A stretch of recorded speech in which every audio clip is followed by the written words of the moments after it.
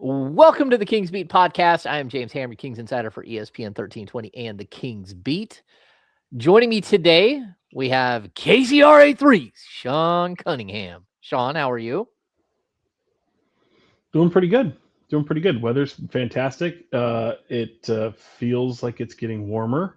I like that. I feel like I can take a little credit. I came back from Arizona, brought like the really nice weather with me because when I left for Arizona, everybody was buried in snow up in James's neck of the woods. Like if you live in Nevada, yeah, it was garbage. And it was a lot of rain and snow and fog, and hated that. So I think the weather's turning good and hasn't helped the basketball product in Sacramento, but it's at least it's nice outside.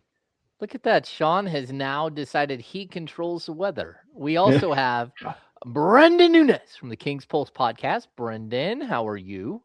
I am doing well. I might deserve more credit. I just was in LA for the weekend. A little too warm for my liking at points. Calm down. Like high 80s.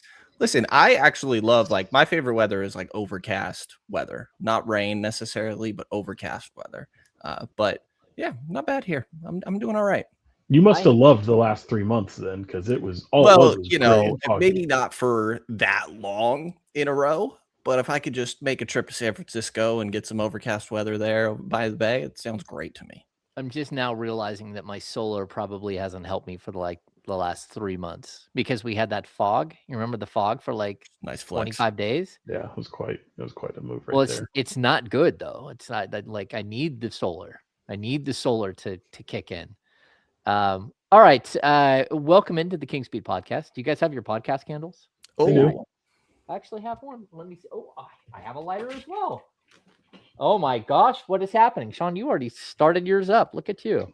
Yeah, I'm no rookie to this. I was born into this. I don't know where my wood candle is. I'm still going with my first podcast candle. And what does yours say, Sean? White ginger. Whoa, I've been called that before. Yeah. I should call this my James Ham candle. What in the world? It smells better than you though, James. White ginger. I smell good. Wine. What are you talking about, Sean? Well, yeah, but compared to this, I'm just saying. Oh man, I think somebody stole my candle. Well, you should have marketed that. I got options here. I got a Japanese cherry blossom. That's Haven't the answer lit this right one there. yet. You would say that? I've had that before. I love that one. You should light it now. It's and I'm brand, Japanese, Sean. technically. On so brand. go ahead Yeah. and do it. We got Autumn Woods. We got Sunrise Woods. This is a classic, phenomenal name. It's fine. And then a stress relief candle, eucalyptus. We'll go with the Japanese. What do we say? Cherry blossom. Sunrise Woods. Sunrise Woods is so good. What is happening? Shout out to all the beaters out there. Wow, I don't even Kings understand. Beaters, to be clear, that is not a thing. I'm so confused by what's happening.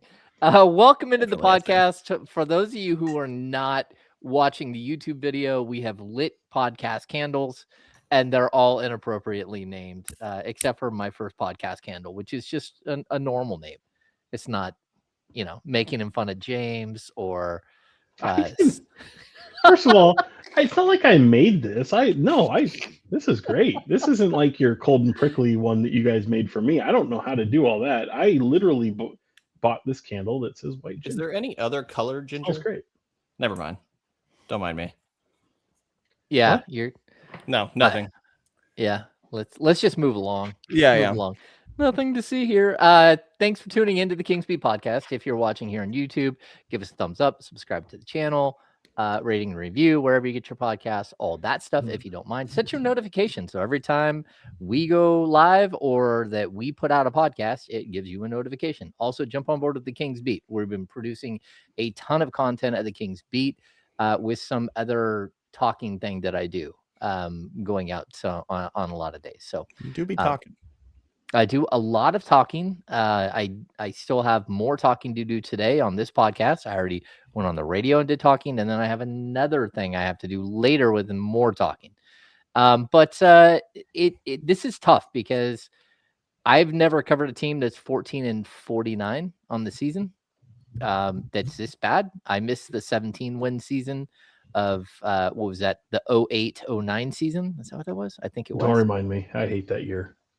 You hate that year? Yeah, I'm glad I wasn't there for that, but this feels dangerously close to that. We had the 16-game losing streak. We've had like an 8, a 7, a 6, 5, a 4, like all kinds of losing streaks. But I guess let's just start. We don't have to dive into specific games, but the general tenor around this team doesn't feel like something that's just so doom and gloom and everything's over and it's horrible. Like walking into the gym today, walking into the gym yesterday, like I did not expect them to win at all, but I certainly also didn't feel like the weight of a 14-win season. Am I off in that?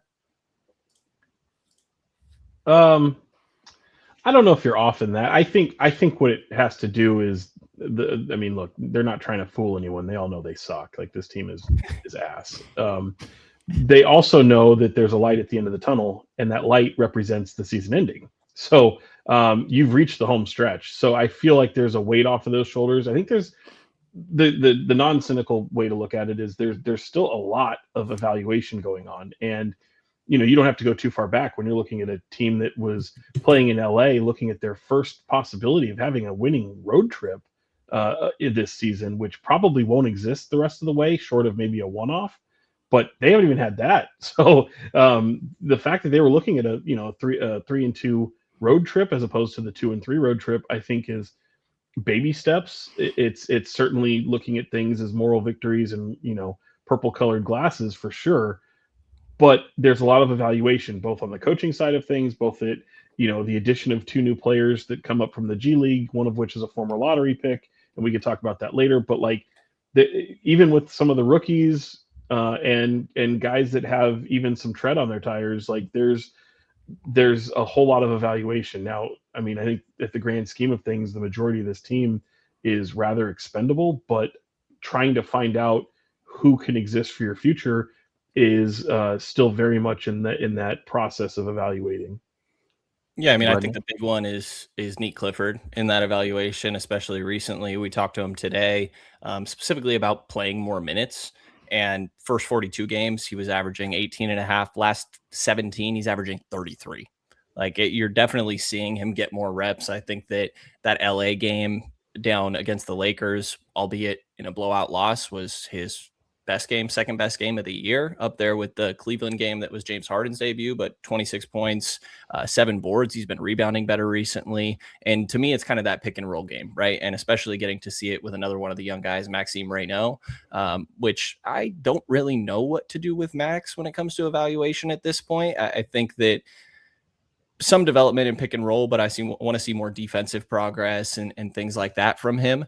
To me, it's been Nique more than anything. I think the patience that he's showing out there, still pretty turnover prone, I would say. At least there's games where that tends to be the case more than others, but that's part of the learning curve when a young guy's going to have the ball in his hands a lot. And so I think that's probably been the guy that I've been keyed in on the most recently. And you're seeing solid growth, but to what he said today, I think he was spot on that it's all about consistency. And that's not something that I'm necessarily expecting this year from a rookie, but starting to get a little bit more of that, right? Where you have that LA game where he has, again, went down the line 26, 7, and 4. Next game, he has 10 points, 8 rebounds, 4 assists, 3 steals. Like, I don't think that's that far off necessarily. He wasn't as efficient, but I think that you're starting to see more consistency with him, specifically over the last 5 games or so, and keeping that up is probably one of the main development points I'm looking for the rest of this year. Yeah, I think it's really interesting. We'll just start with Nique, and I think as you're watching a young player develop, it's tough because he went from a player who's playing like 14 to 18 minutes a game. What did you say the first 42 games, what was he averaging? 18 and a half, and then last 17, 33. Yeah, and I would say it's not only has his minutes basically doubled, because you start looking at the most recent games and it's 40, 42, 39, 38, but his responsibilities have almost doubled as well. So he went from a player who was like a 5th option when he was on the court to a player all of a sudden who's got the ball in his hands, who's all of a sudden running the point for stretches, who's getting like a different type of opportunity that isn't just more minutes, it's more responsibility and more expectations. And so living up to all of that is difficult. And especially, again, I want to remind people, this is a 24th pick in the draft. Like, this isn't, he's an older prospect, but this isn't like a top 6 guy who all of a sudden is starting to play all the minutes that he was supposed to play. This is somebody who like has done a good job of improving as a player, but also like being stable enough to show that he can take on more. And I'm super impressed. I think, you know, the mental aspect of the game when you start taking this sort of leap in minutes is as much an issue as anything else. And I think, you know, he's figuring that out, how to become sort of an adult at the NBA level. And it's not super simple. What do you guys feel like? Has your thoughts on maybe what his ceiling is changed at all, or maybe what his floor is? No, I mean, I don't think I'm someone that's, you know, looking at him as being some sort of like all-star type talent, but certainly fitting a nice role and being very effective and impactful in so many different areas of the game. That to me is what I think Nique Clifford has shown really well this year. I think it's unfortunate that a lot of people tend to hyper focus on scoring and shooting.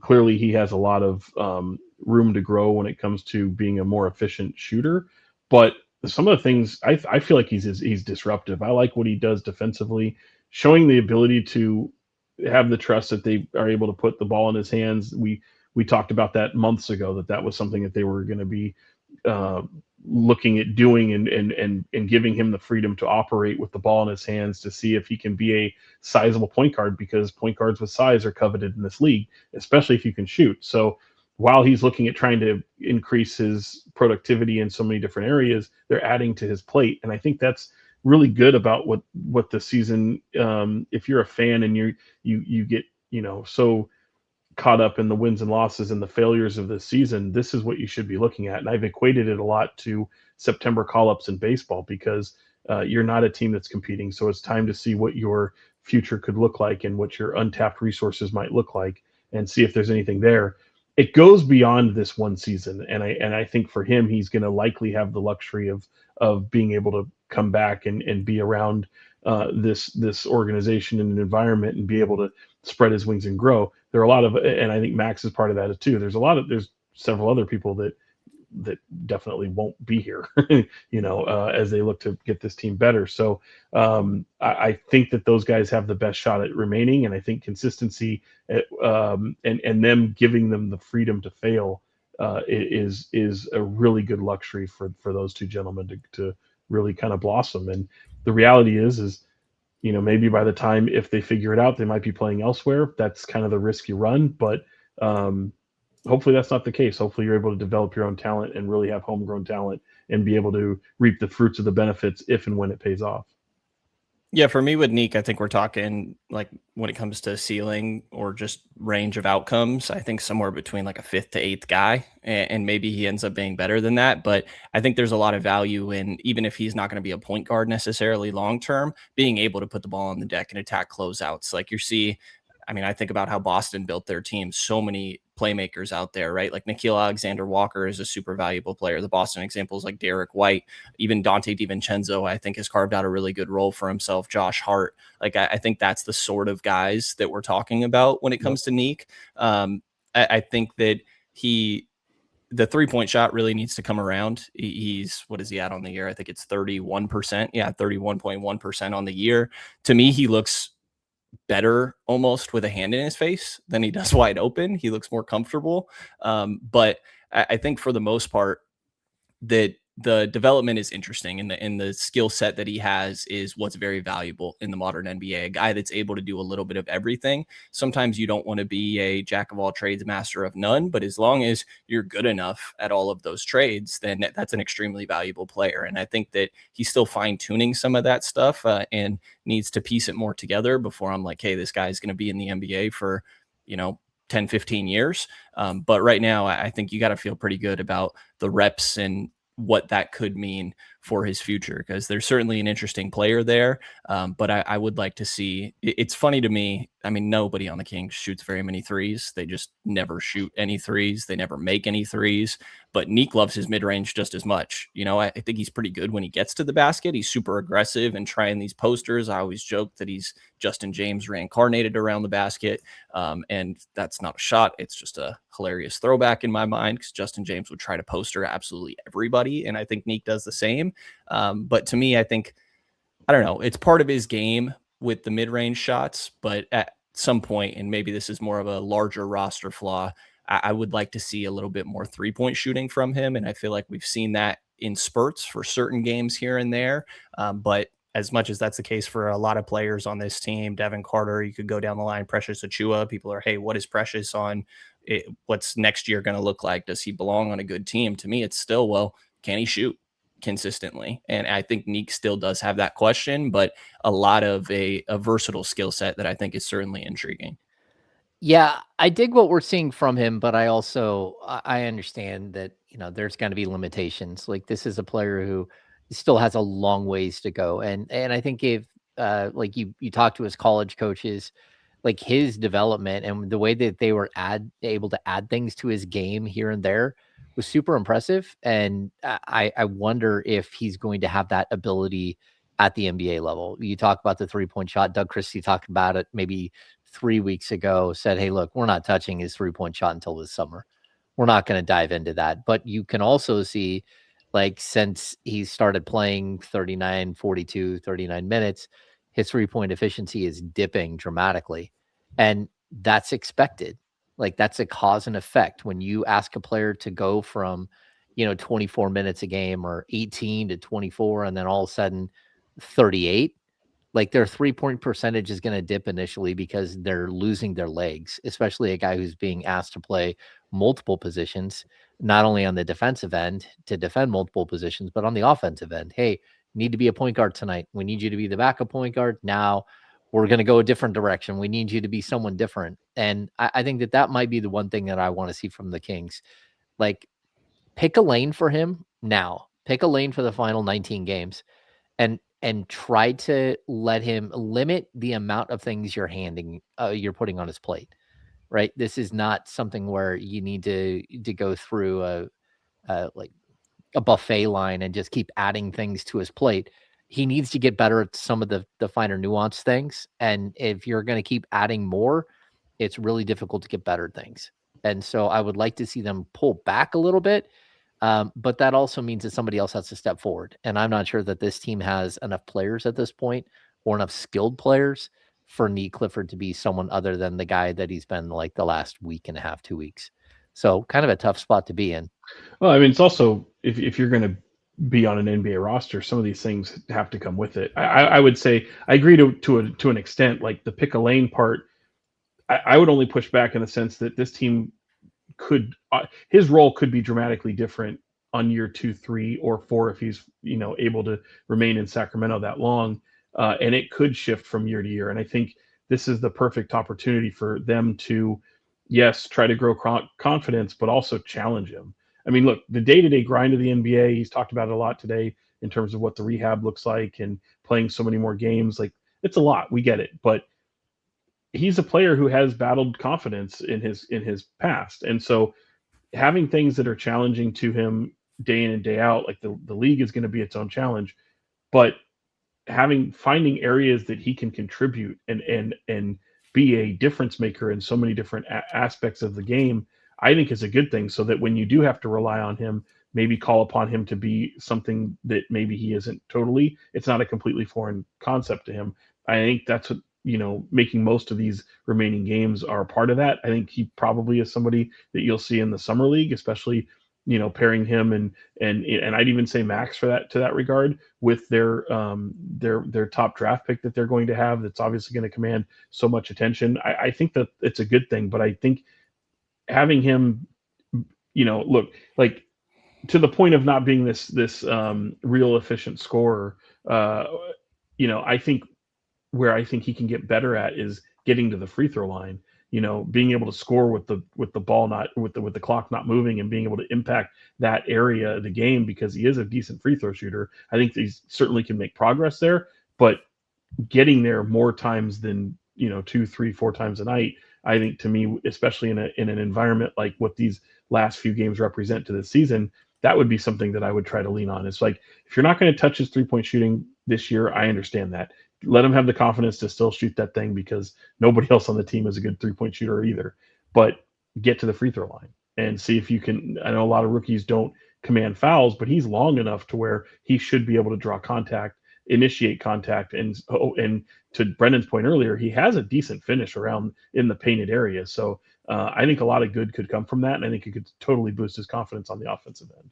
Yep, 1.1 free throw attempt per game this year, and that's almost 2 if you just look at the sample where he's played that 33 plus minutes. Right.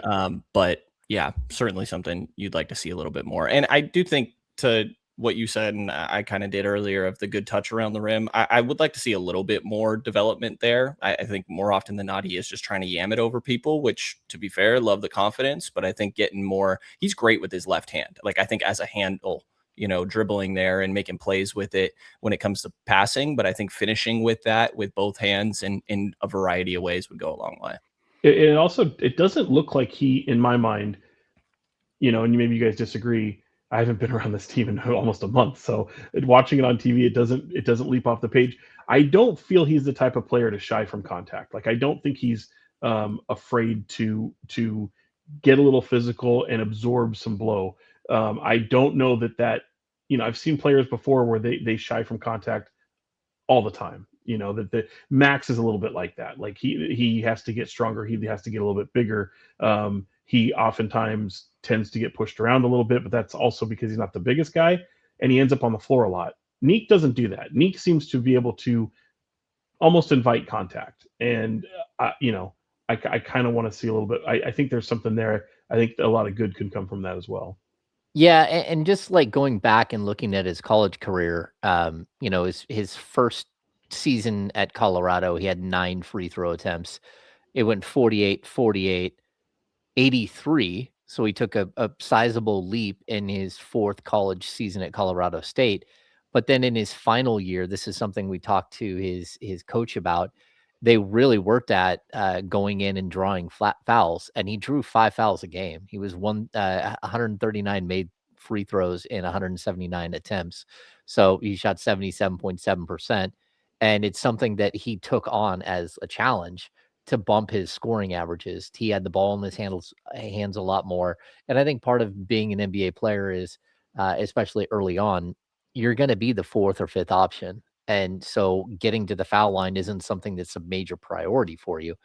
I think it will be a major priority moving forward for him. And the one good thing is if he wants to learn how to draw a foul, especially draw a foul on a jump shot, he just needs to go watch footage or hang out with DeMar DeRozan for like an afternoon. So I do think that there's a huge way in which he can improve. And look, there are certain things that he does on the court that I'm super impressed with, like his ability to get to the key and then to fire shots, to fire passes out to the perimeter. Super, super high quality.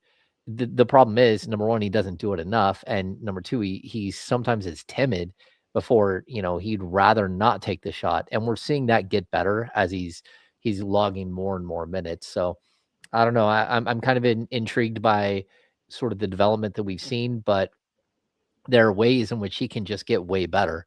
And the one thing I would point to as well is that if Nique Clifford is averaging 1 free throw attempt per game next year, and you're getting the same thing out of a guy like Keegan Murray, and there is no DeMar DeRozan on this team, they're going to have a very difficult season. And that's just because you don't have the ability to slow the game down, to break runs, and to get out and stop the game for a minute. Everybody catch their breath, reset mentally, and go back at it. So let's get into the Max Renault discussion a little bit, because I'm super impressed with what I'm seeing, but I'm also it's so limited. It is like he's really, really good at pulling up in the middle of the key and hitting from anywhere, like 6, 8 feet. He's really good around the basket. His ability to adjust in the air is spectacular. His rebound numbers have skyrocketed, so he's doing a much better job there. His double-doubles have gone way up. But there's still like this question in my mind of who is he going to be moving forward? Because I don't think the player we're seeing right now is going to be the player he's going to end up being as an NBA player. I think we're going to see more 3-point shooting. I think we're going to see more, perimeter play from him than we're currently seeing. But this is sort of the way in which they're bringing him along, in the same way a few years ago they brought Keegan Murray along as just a 3-point shooter. Are you guys do you understand where I'm going with that, Brenden? Yeah, like I said earlier, he's been like a weird evaluation for me because right now I think he's somewhat of a rim runner's too harsh of a term because I think he has nicer touch from a couple feet out of the basket. You're seeing those push shots, and I always going to figure out a way to work in the patent pending term to Doug, because it makes me think of back when Rashawn Holmes was here, and Doug would always say that push shot is patent pending back when he was on the broadcast. But I think that's an interesting aspect. The running the pick and roll game is intriguing, to Sean's point of sort of being contact averse. I think some players are just more finesse and slithery rather than going through somebody. But when it comes to setting screens in the pick and roll and that being effective, obviously something he needs to embrace. The 3-point shooting is something that I just don't feel like has really existed this year. He's not taking very many, especially compared to what you would have expected coming out of Stanford.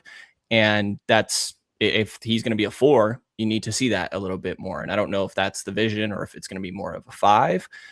But yeah, I'm not convinced yet, I guess I will say. I think the things are encouraging so far, but it's also an offensive first big man that doesn't really shoot the 3 ball. Good touch around the basket. I think patience and a smart player for sure, but there's not much on the defensive end. And that's something that was always going to take a lot of time. Part of the reason I thought that he would probably be in the G League this year. And I think it's beneficial that hasn't been the case, but for anybody unaware, at Stanford, he was their number 1 scoring option. He got literally told, hey, don't foul because we need you out there. So defense was not obviously on the forefront of his mind. And to me, I think that's where we need to see the biggest development, because when you're a big out there, that's, you're the most important defender on the floor often.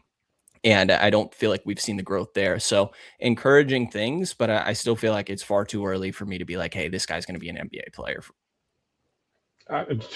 You took the words out of my mouth. I mean, you nailed it, Brenden.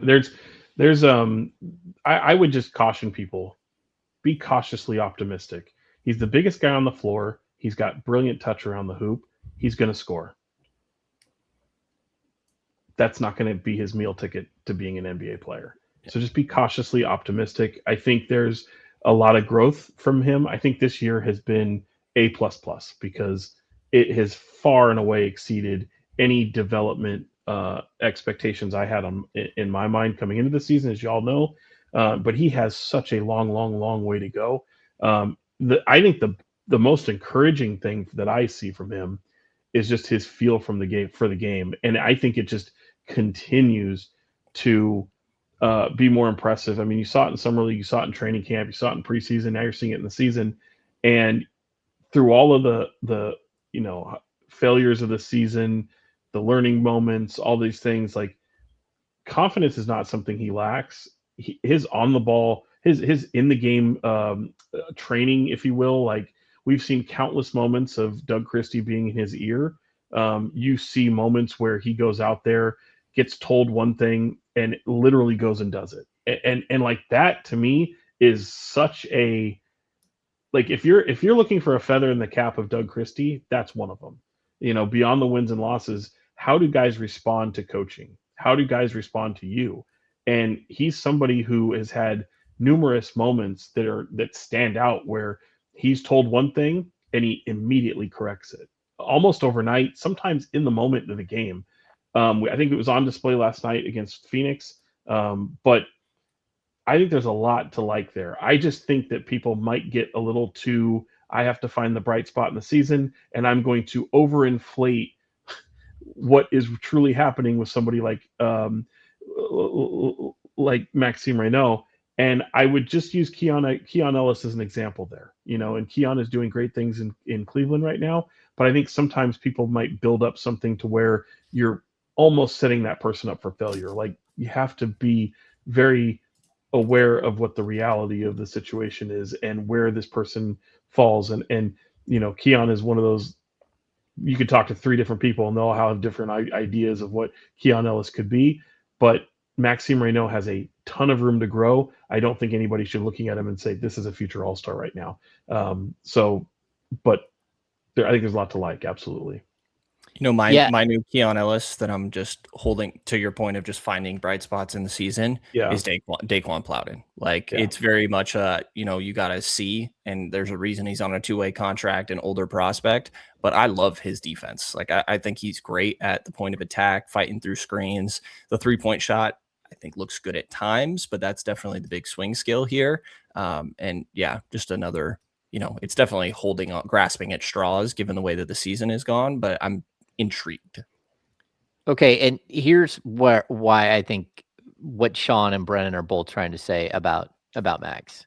I'll read a player's stats, and 11.1 points, 7.4 rebounds, 82 games played, 28 minutes per game, 49.7% from the field. This is rookie season.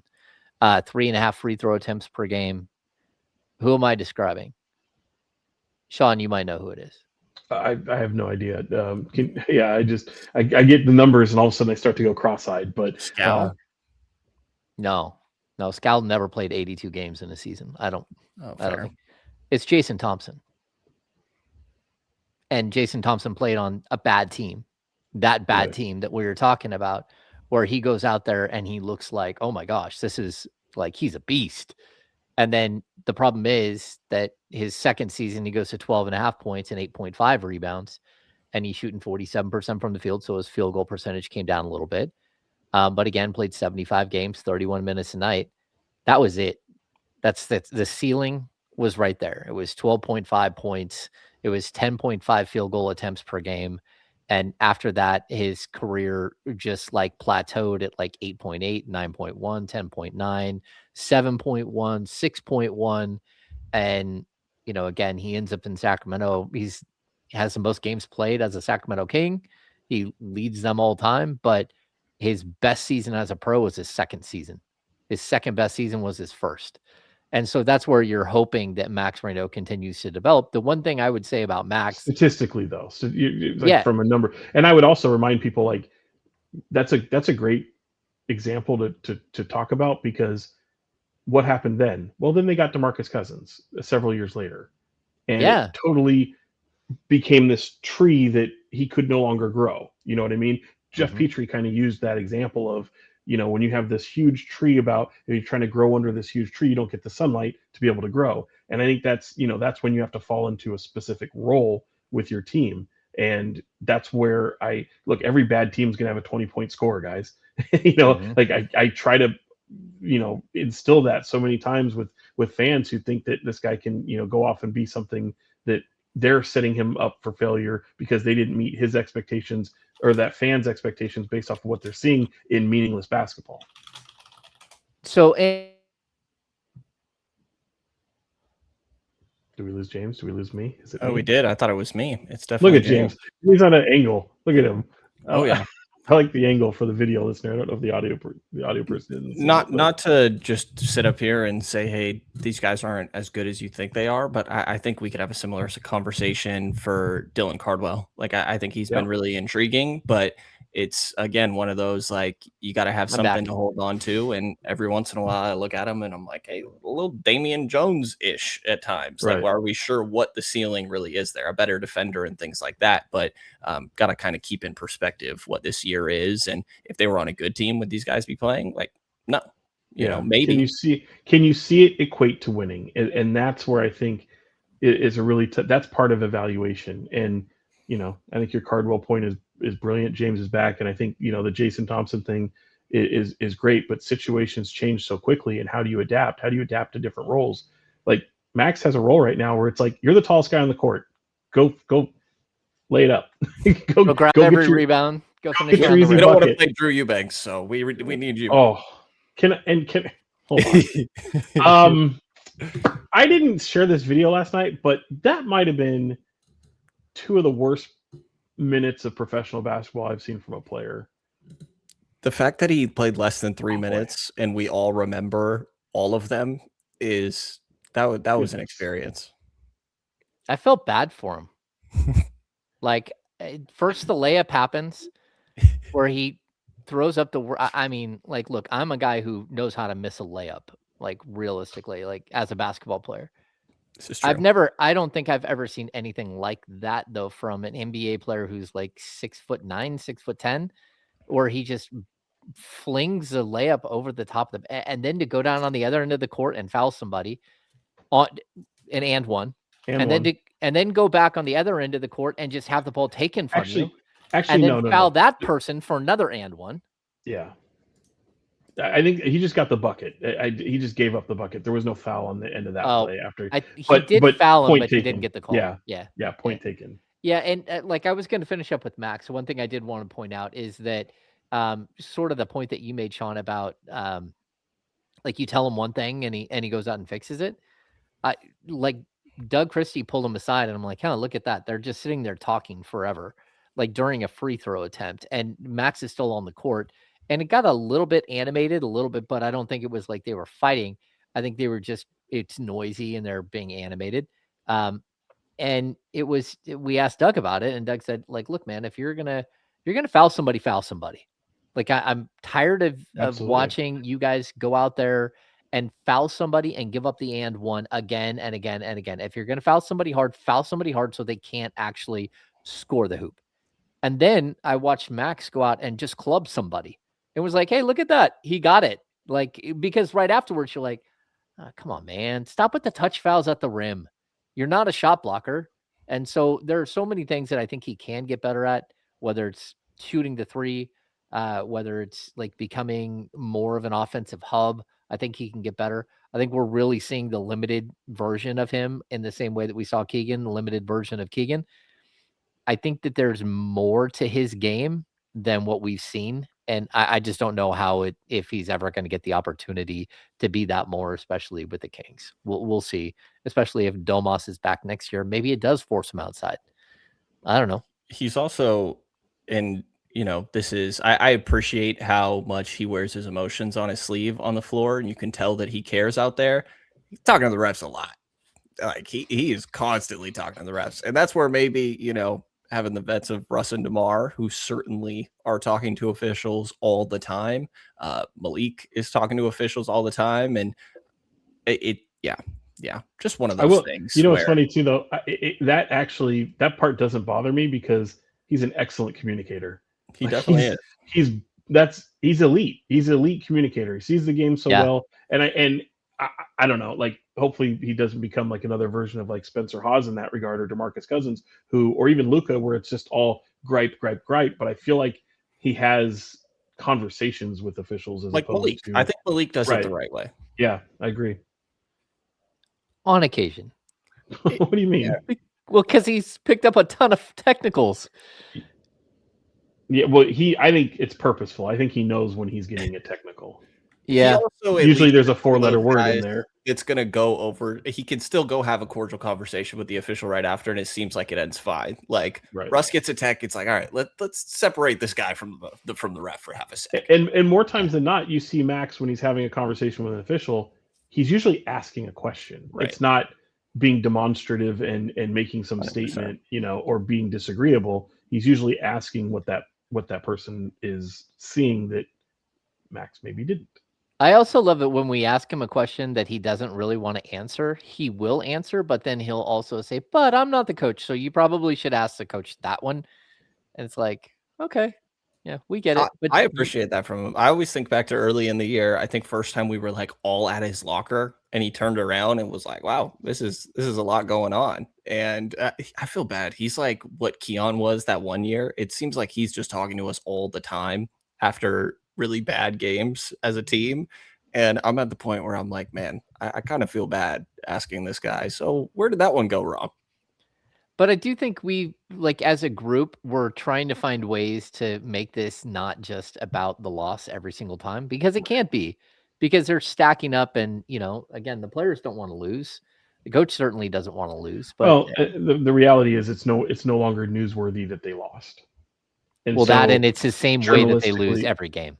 Yeah, I mean, journalistically, there's the angle is not the game anymore, and No. it's shifted. So, like with respect, I don't look at it as a group thing. It's always individually from my own journalistic mindset of what I'm approaching each assignment with, and the losing of the game is typically 9th on that list at this point. You Yeah. said you're just calling Precious old out there. He thought I called him old. Yeah, I didn't. You definitely didn't. No. He was a little snippy with us last night. I thought that was All right. interesting. It Yeah. was all right. He's also Brett, like the mind- nicest person ever in the His locker name is room. Precious. He all the is the time. nicest. I swear, like he is so nice and joking around all the time. I think, I can't judge somebody for being annoyed that they just got whooped.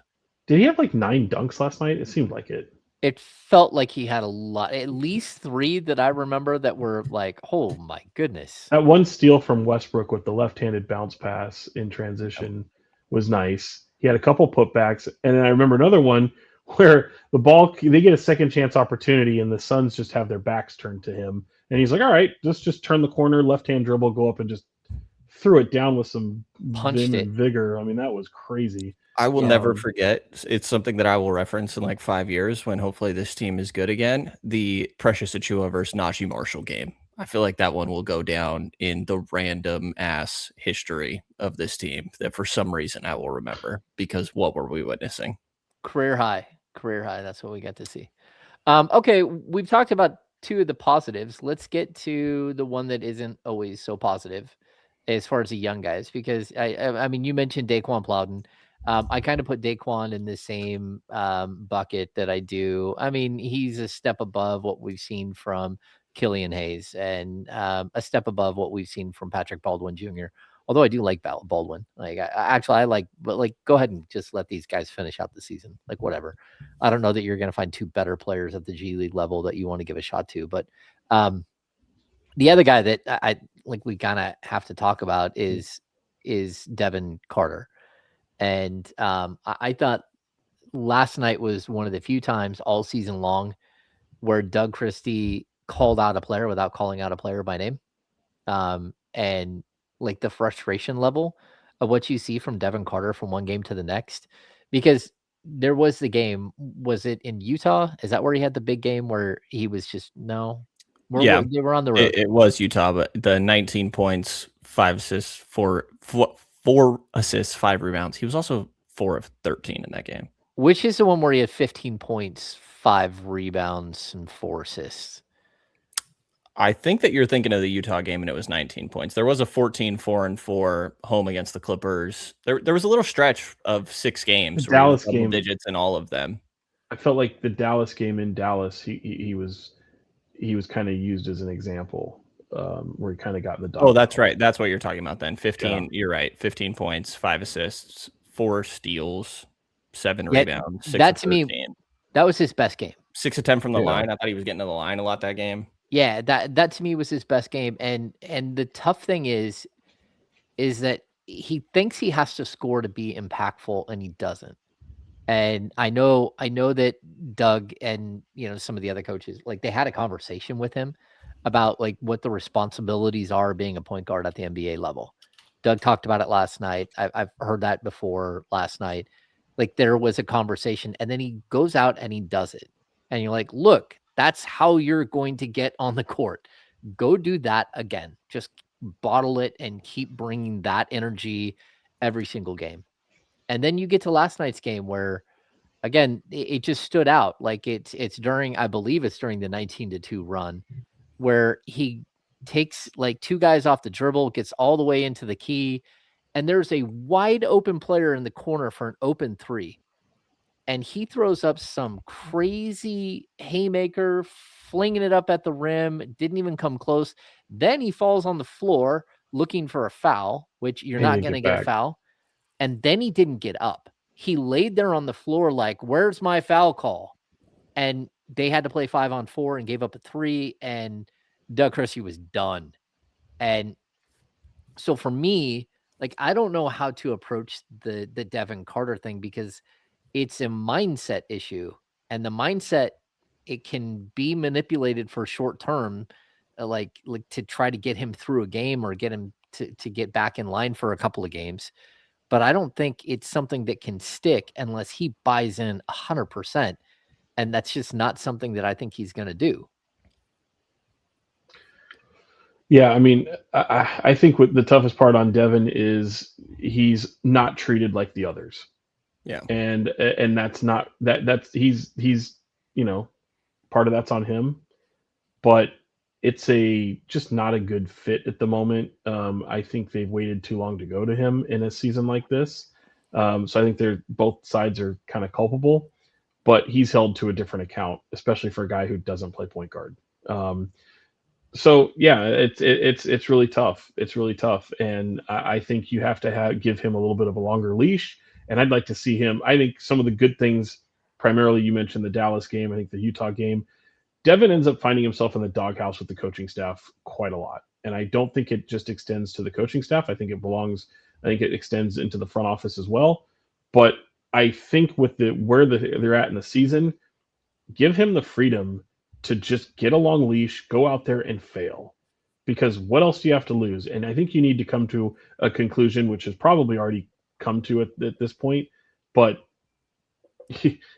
this is a former lottery first round pick. I don't, in my mind, think that they've exhausted all of their patience or the necessary patience that they might have or should have with a guy like this, given the season that they have. So I think you have to call out bad behavior when you see it and bad habits when you see it. And certainly there's a coaching aspect to everything, but I think you have to give somebody a little bit of a longer leash, given your situation right now. I agree. I mean, I also think that, like, does he have to be a point guard? I know he doesn't really have size for the two necessarily. He has a 6'8" wingspan. Like, I think defensively he should. That's where I would like to see more of that. I don't feel like we really have. I think that's something that he could bring to the floor, and certainly something that Doug would love to see out of him, and more so from the team in general. The rebounding, I think, is something that he was phenomenal at in college. I keep saying he averaged more rebounds than Donovan Clingan in college. Like, he's a phenomenal rebounder, same vert as Malik Monk. I think that you would love to see that a little bit more. Shooting, I mean, it's limited shots. He's taking 58 threes this year. He's shooting 15% from three. Right. Like, the X factor is for sure, can he make threes? And right now the answer seems like no. But I agree with you, Sean. I think that at least, what do you have to lose at this point? Obviously, I think getting him reps to see what they have out there. He certainly seems like he is an afterthought when it comes to the young guys. Like, even when you hear Doug or Scott mention these guys, it's our young players, and they go down the list of the rookies and they're like, and Devin Carter. He's always the last one mentioned, like sometimes not mentioned at all when they're talking about some of the young guys. And so I think that's very telling. And yeah, I mean, I don't know. You definitely need to see that 3-point shot fall a little bit more, but he's not a point guard. He didn't play point guard in college. And it's been a tough experience so far, but I also see how it's frustrating from his end, because he is one of those guys that's constantly looking over his shoulder, thinking he's about to get pulled. And that's probably to his own fault to some extent as well. But and there's a pun intended there, probably, with the shoulder, given that the shoulders, at least he's been healthy this year.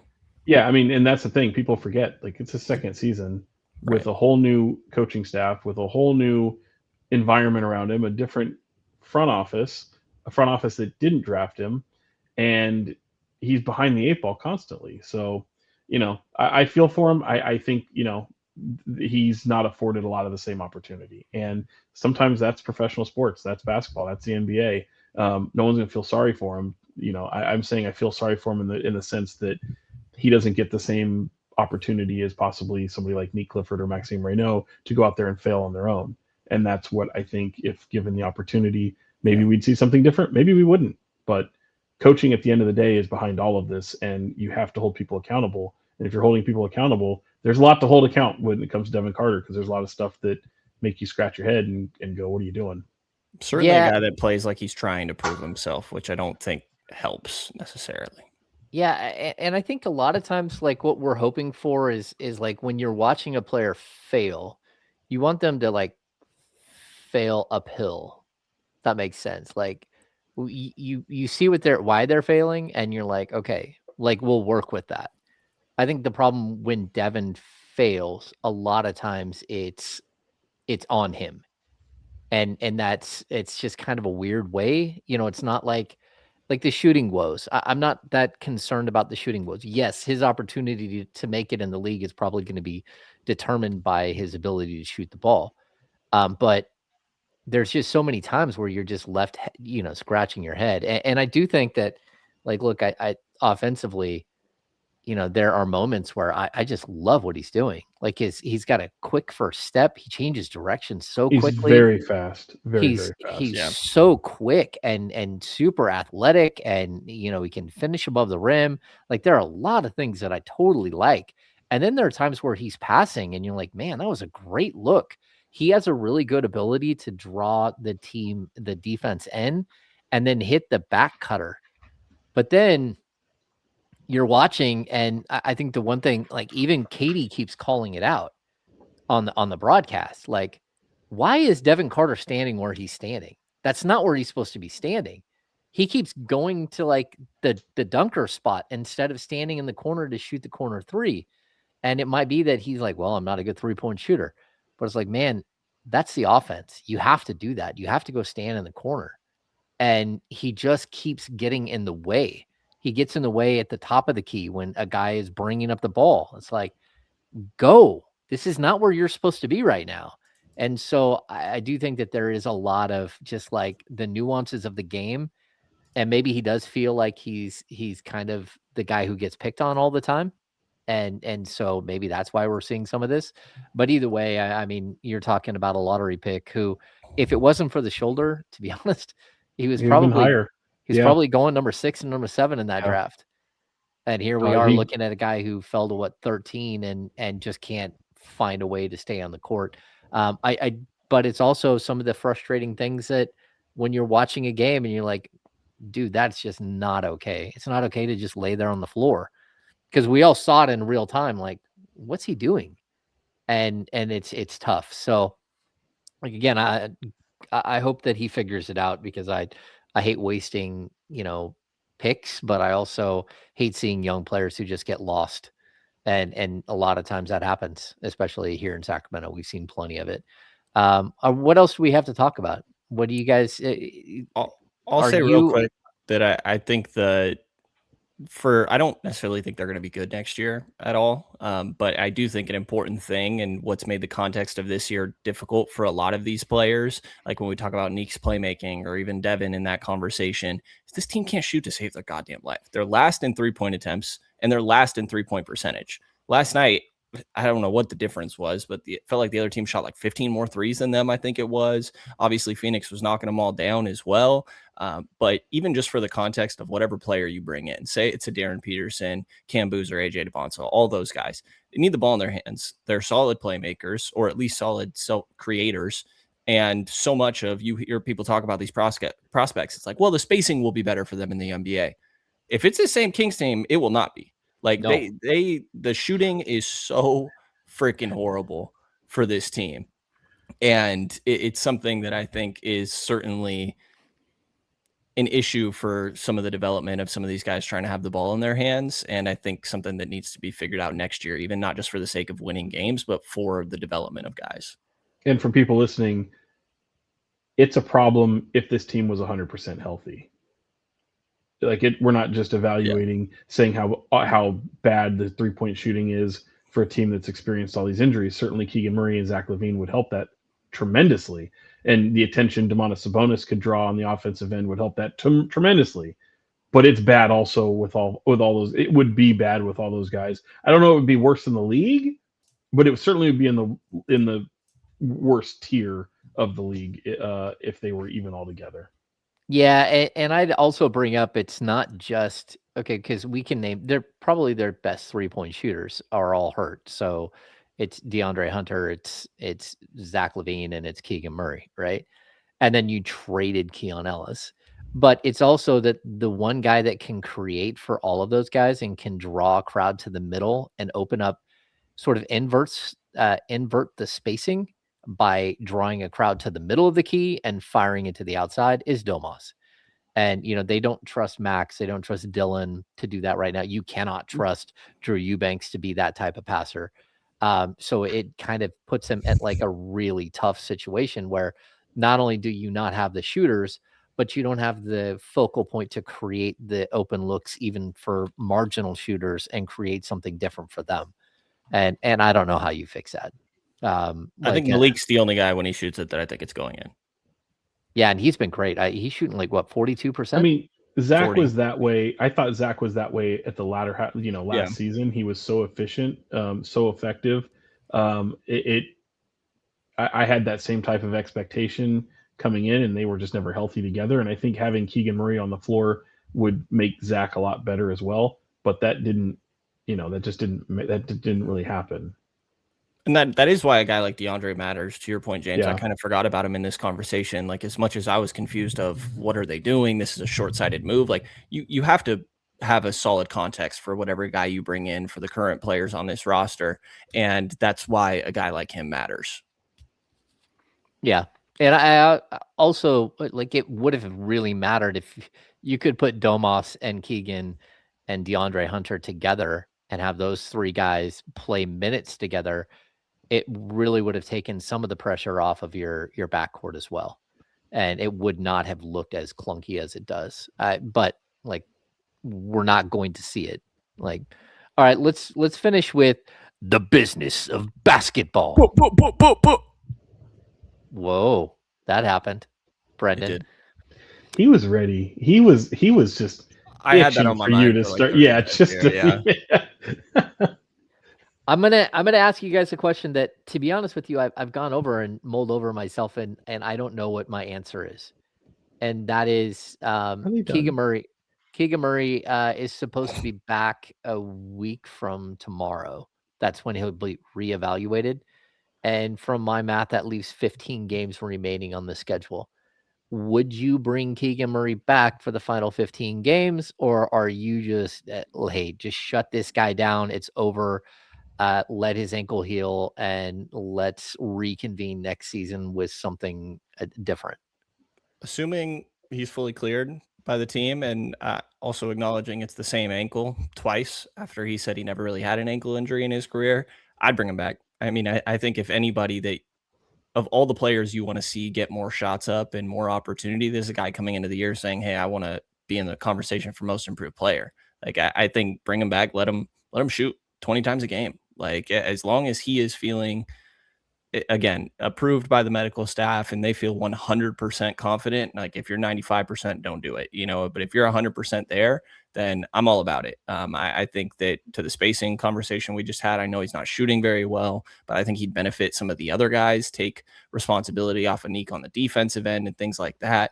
To me, it's as long as he's good to go and they feel 100% confident in that, it's definitely a yes for me. 100%. I want him to play. I want him to go out there. And if I'm the coaching staff, I say you're no worse than the number 2 scoring option. In fact, if you don't go out there and have the most shots in the roster at the end of the game, I am going to do whatever I can to discipline you. Maybe I fine you. I don't know what it is, but I want him to put up shots. I want him to react as if he's the top scoring option. But also, I say that tongue in cheek to a degree, but I'm saying it as transparently as possible to let him know what they should expect of him, in addition to him being himself, recognizing the moment that you're the most talented guy on the floor, and go be that. And if he can't take advantage of it because sometimes he doesn't want to, take it himself, it needs to be demanded of him. I'm with you. Like, I'm worried about the ankle, and but again, he hasn't had ankle injuries, and he should be able to bounce back over a long summer. I was so intrigued to see what he would look like in the final 26 games or whatever it was coming out of the break, to see if he can elevate and get some positive momentum for next season. I need him to be the primary. Like, he doesn't have to have the ball every single time down, but I need him to shoot 15 to 20 shots every single game. And you have to force it. Like, you have to force him to be that player, and you have to tell the team he needs to be that player, and we need him to be that player. I need you guys to get him open. I need you to set good screens. I need you to find him on back cuts. I need you to get him to a point where he's averaging 18 to 20 points a game the final 15 games of the season. Yeah. I've kind of him and hawed about like whether I'd bring him back or not. But if he is cleared, I think a 15 game runway is enough.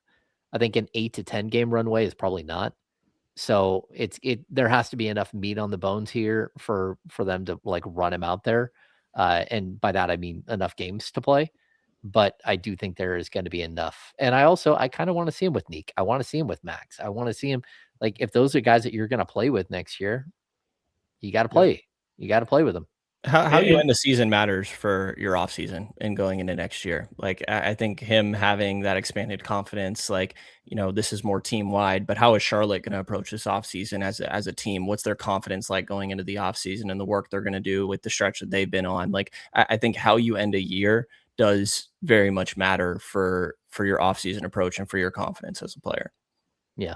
Yeah. And look, circumstances would dictate that, you know, Keegan isn't that player coming into this season to where he's going to have the most shot attempts. But those circumstances are gone. Like now at this moment, you have to recognize what you mean to this roster if you're going forward, as this group is. Don't know what next year looks like, but in the moment of what this looks like, I want to see if you can act like you're this guy. Can you act like you're capable of being this player? You know, I can buy that you're not that player. And we don't need you to be that player in a team that has so many scorers around it coming into this season, you know. But where this team is at right now with the pieces you're going to be playing with, you better be that guy. Yeah, I'm with you. I think I am back on that train. Like, hey, let's see what he looks like. But it's got to be enough games. It can't be, again, like 8 games, 10 games. Like that's not enough for you to build momentum. That's enough for you to get like a rhythm maybe for 3 final games. And the Kings, the 3 games of this season are not going to matter at all unless they just matter in the loss column. All right, let's wrap this thing up. What do we got for final thoughts? Brenden, we'll start with you. Final thoughts. I'm pulling the classic. There's nothing going on in this head, fellas. I'm yeah, nothing. I'm oh boy. Yeah, you know, watch more college basketball. I think all that stuff's fun. I'll say that, you know, I'm creeping up on AJ being right there with Darren. I don't think there's necessarily a wrong answer. Every draft take, I'm withholding the right to continue to change my opinion as I watch more of these guys. Darren has struggled a little bit recently, not enough to scare me off in any dramatic way or anything like that. And the other thing I'll say on that is I think Caleb Wilson's ceiling is highly underrated. I think he is clearly the 4 guy. I think there's a world, I still need to like solidify how I feel about Cam, but there's a world where I could see myself putting Caleb above Cam. And maybe I'm a psycho for that. Sean might hate me as the Duke guy over here. And you certainly can keep going with the Cam's a winner thing. Duke is winning games. Maybe he's probably going to be National Player of the Year. But I think Caleb Wilson's ceiling is massively underrated by most people. I think I've kind of opened some eyes when it came to calling Boozer a winner, and certainly, you know, I think I'm hearing a lot of echo of like that, but it is true. You know, it is very much true. It's one of the things that scouts will absolutely rave about when they talk about him. I'm excited. I mean, I think this college basketball season is going to be a fun one. I think the tournament's right around the corner. I'm already, you know, jonesing for it. You've got the conference tournaments coming up. Locally, like, you know, Sac State's been kind of a disaster, but it's been an interesting first year with Mike Bibby, and being in that gym the other night for senior night. It's like you got Mike Bibby here, you got Brad Miller behind the bench who's helping out that program. You have Shaq in attendance for his son, Shakir, who was wrapping up his senior season with the Hornets. And then you've got Doug Christie coaching the Kings, you got Bobby Jackson with the Kings, and then you got Mateen Cleaves a day later coming in with the Suns. Like, I'm like looking at all these guys from the early 2000s, from that Western Conference Finals era, and just scratching my head. You know, like all these guys are just in town at the same time. That was really wild. So yeah, that was kind of fun to see, but I don't have high hopes for Davis, Sac State, or Pacific in the conference tournament. So I don't really see any of the men advancing to the tournament. Maybe the Sac State women can. That would be fun. But we'll see. Baseball's right around the corner, though. I'm staring right at that Giants hat. I'm excited for World Baseball Classic, by the way. But I know this is a basketball show. We don't talk enough about the league, in my opinion. We have the Suns here. I think they're they're a fun team to watch, man. They just go out and compete. I think Doug Christie nailed it in his assessment of that team last night. I kind of think they might avoid the play-in tournament, possibly. Do you guys believe? I don't know if you guys believe that, but you're looking at what the Lakers. You're looking at Clippers, Trailblazers. Well, it could be Trailblazers 10, Clippers 9, Warriors 8, Suns 7, and who would fall out? Lakers are right now 6. They're 2 games above them in the win and loss column. I think they can. I think they can be had. Maybe. I funnily enough wonder if Jalen Green coming back. Last night was, I believe, the 4th game this season that Jalen Green and Devin Booker have played together. And I wonder if that's going to be an adjustment. Interesting.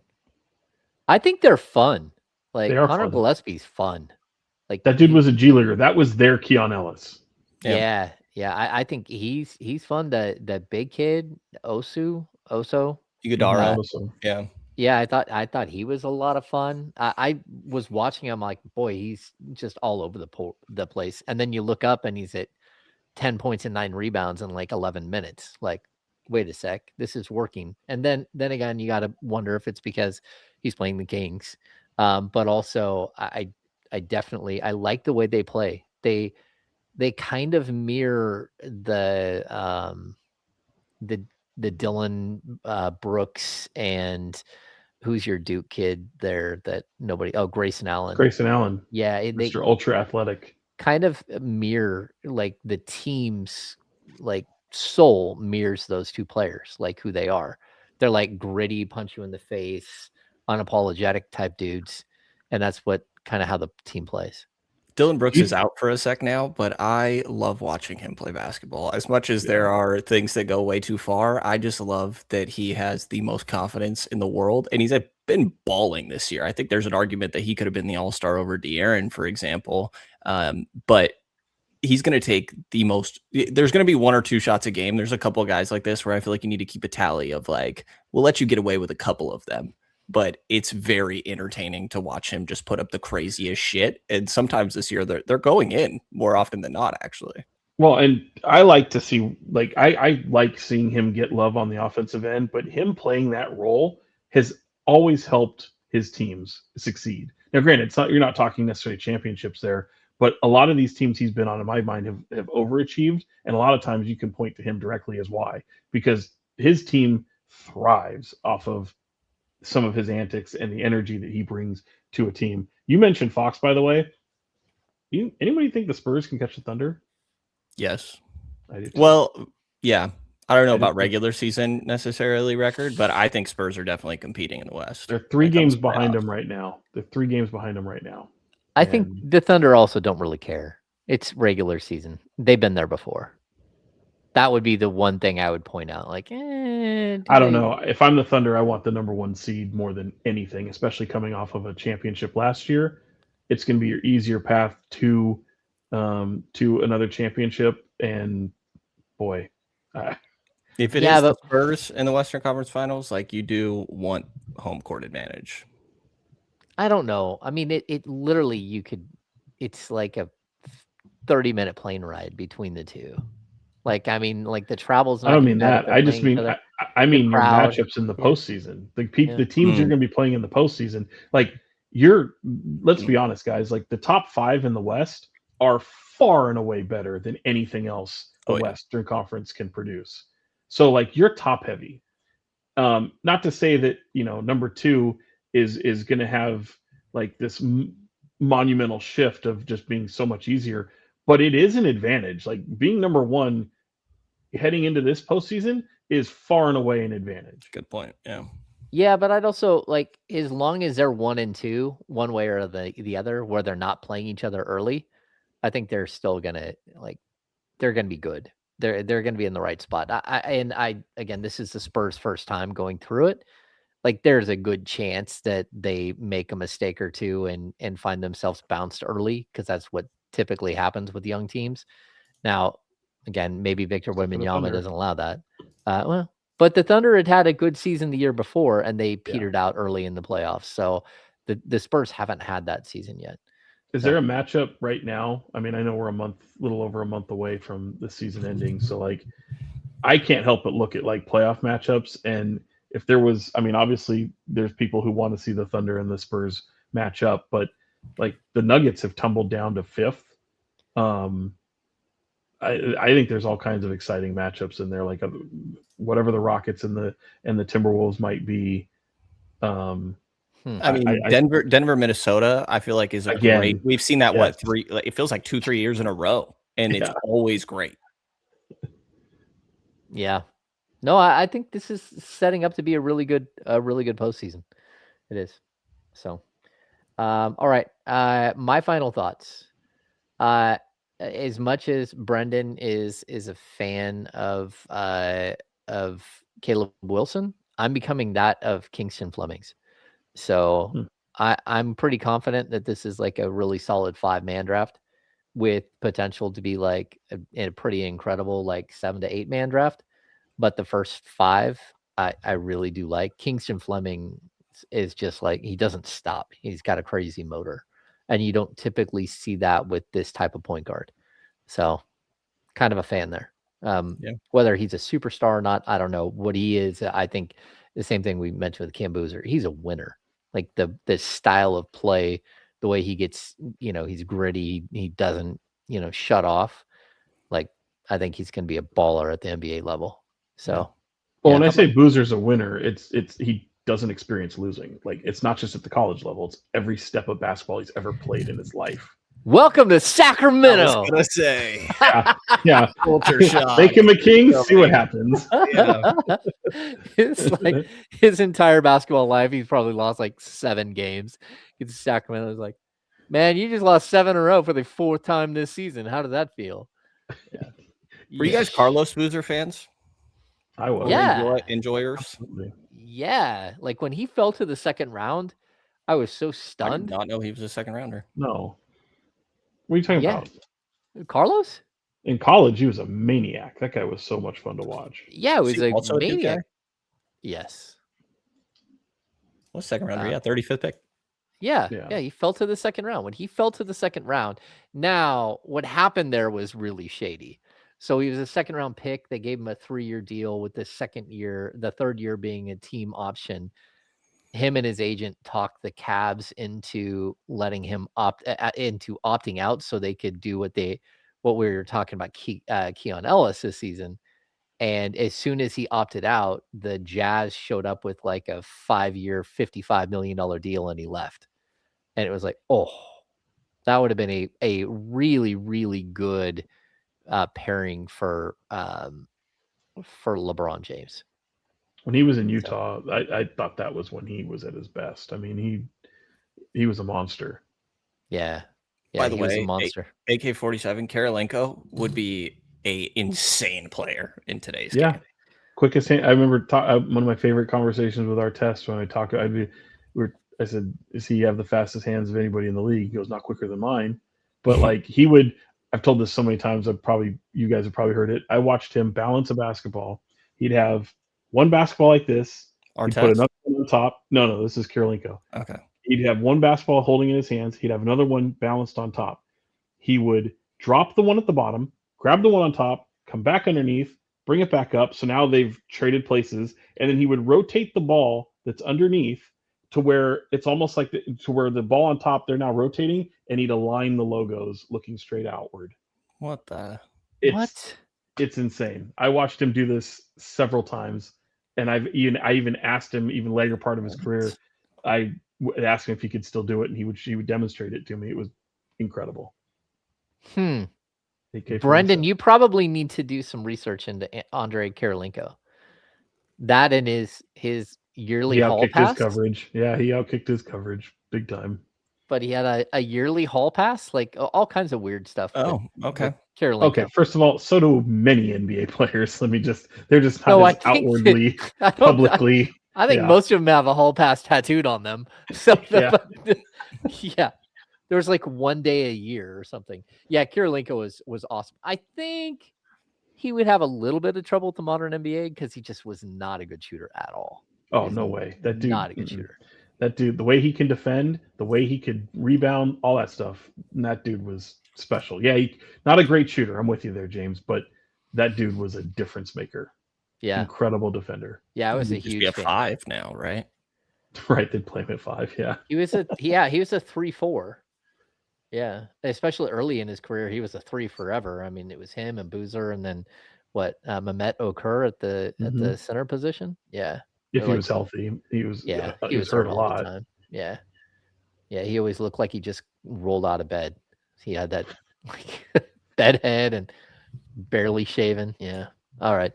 Okay, we're gonna wrap this thing up. I don't think I have any other thoughts.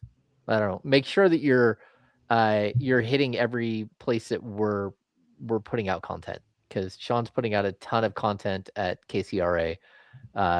Brendan's putting out a ton of content where he puts out content, and Look at I'm that. also putting a bunch of content out Sure, where yeah. I'm putting out content. Huh. So Huh. we're content creators, and make sure to give us a follow and all that stuff. So thanks for tuning into the Kings Beat podcast. We'll try to be more regular than once every week and a half, which has been what it's been lately. But there's been so many other things happening that it's been difficult. That's the way it goes sometimes. So make sure you give us a thumbs up, subscribe to the channel, go to thekingsbeat.com. We'll do all of that stuff. We'll do another live show coming up soon. We just couldn't do it today. But thanks for tuning in. So for KCRA 3, Sean Cunningham and Brenden Nunes, Jesus the Kings Christ. Pulse podcast. I'm James Where? Ham, Kings Insider for ESPN 1320 and the Kings Beat. See you soon. Oh my God.